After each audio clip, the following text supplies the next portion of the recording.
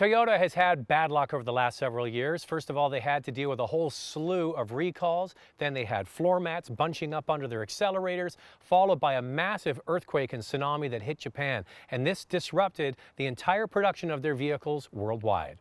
Now, as Toyota was dealing with these issues, the rest of the automotive industry was moving forward with the competition, ready to steal market share from Toyota. Now, not being the type of company to just sit on their hands, Toyota has updated several of their vehicles.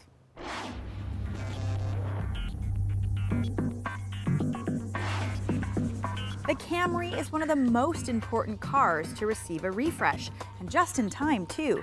It's got some hot new competition, especially the sleek Hyundai Sonata. This new Camry is built on a revised platform of the older model, but every exterior piece that you see here is brand new. And it has a fresher, cleaner, crisper design than the outgoing model. It's kind of lost its dorkiness. Sold with both 4-cylinder and V6 engines plus a hybrid, the Camry has been given many exterior tweaks to improve aerodynamic efficiency, including under-body panels to improve airflow. The sportier SE trim gets tasty-looking 18-inch wheels instead of the base 17-inch wheel, plus an edgier front spoiler and bolder fog lights. The rear suspension has been updated, and this is the one area where they shed the most weight. Now, this new Camry might not have the same curb appeal as, say, the Hyundai Sonata or the Kia Optima, but I don't really think that Camry buyers are looking for anything bold. I think that they're just looking for a better-looking Camry.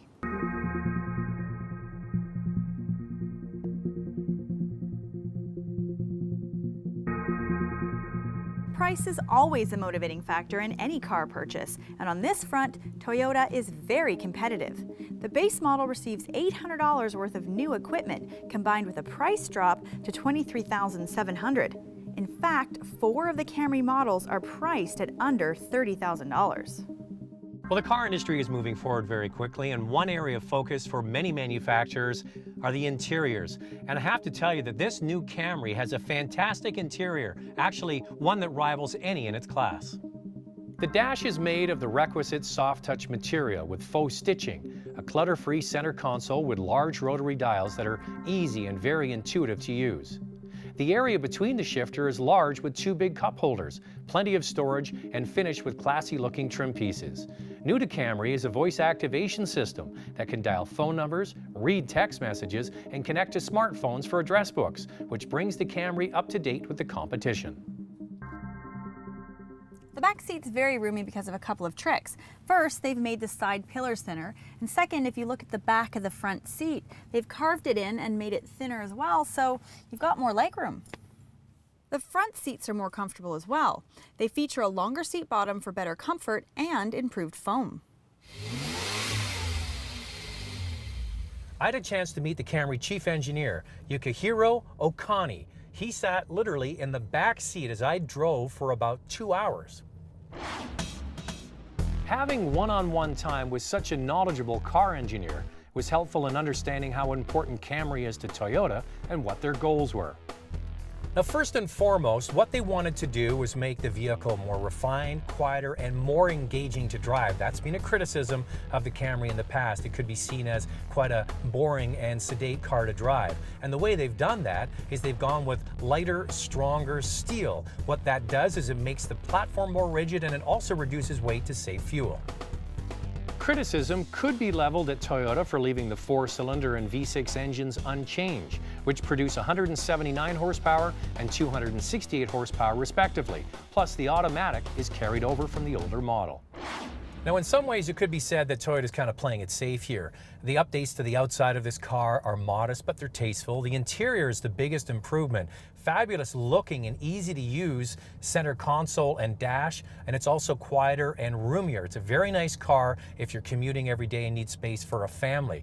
Now, the drawback might be that they're using the old engines, but I have to tell you that going back to tried and true 4-cylinders and V6 engines with their automatics produces great reliability, and that's what Toyota is known for. And it also has class-leading fuel economy, so you get everything wrapped up in a package. I suspect in a couple of years Toyota will have new engines for this car, but right now there's nothing wrong with this. The SE has a sportier suspension, and it has no problems handling the twisty roads. It also has very crisp brakes. Now, if you find that this regular model we have here is a bit sedate, you probably want to go with the SE.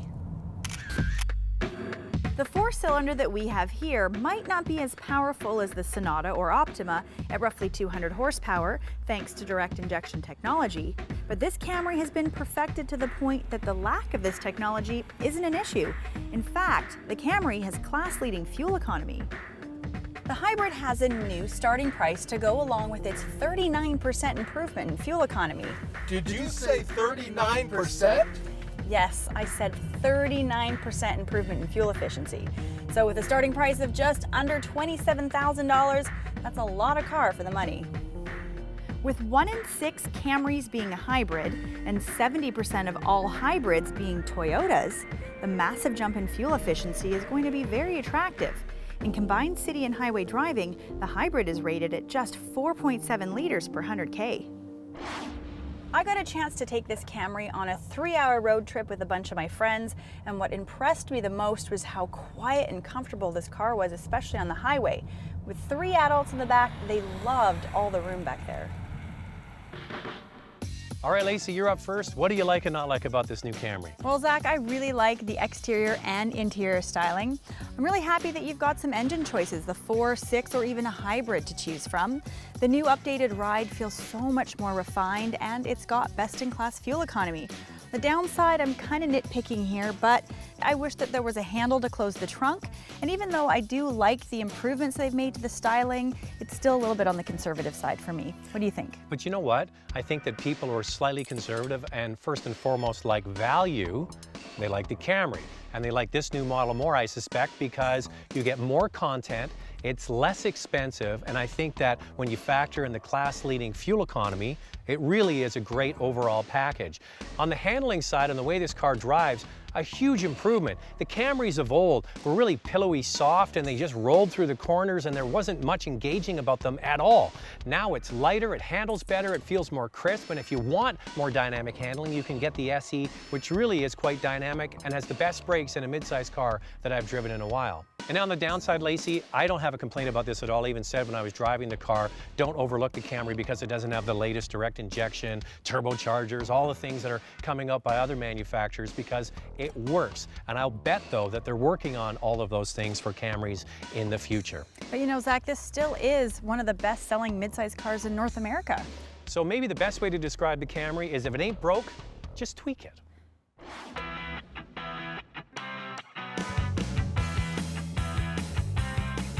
See all our reviews of the latest Toyota products. They're available 24/7 at drivingtelevision.com.